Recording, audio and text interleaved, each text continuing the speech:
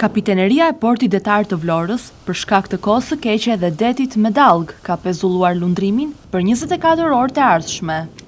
Sipas njoftimit të kapitenerisë në Vlorë, duke filluar prej orës 10 të mëngjesit të kësaj të marte dhe deri në orën 6 të mëngjesit të së mërkurës, do të kemi pezullim të lundrimit.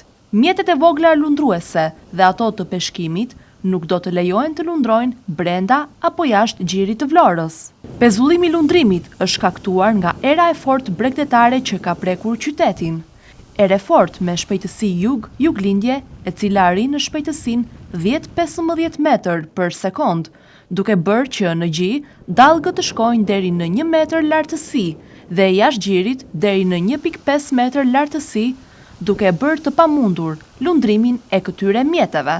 Bëhet me dije se trageti i linjës me Brindizin do të vijojë lundrimet në normalitet të plot, pasi ky traget përballon një forcë deti më të madhe se kaq.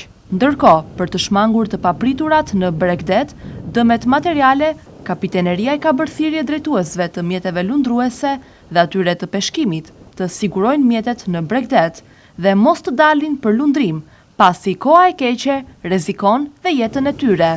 Administratorët kanë nisur që të sigurojnë varkat e peshkimit në Bregdet për të shmangur përplasjen e tyre me kalatat e portit. Sipas njoftimit, kushtet hidrometeorologjike pritet të përmirësohen mbas orës 6 të mëngjesit të ditës së mërkurë.